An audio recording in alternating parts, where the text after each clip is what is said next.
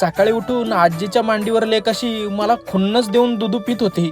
नंतर आम्ही बाप लेकीने असा छान छान गंध लावला आणि श्री रामचरितमानस वाचायला घेतलं. त्यात चांगले राजे म्हणाले, इतर राजांचा गर्व हरण करून श्री रामचंद्रच सीतेशी विवाह करतील.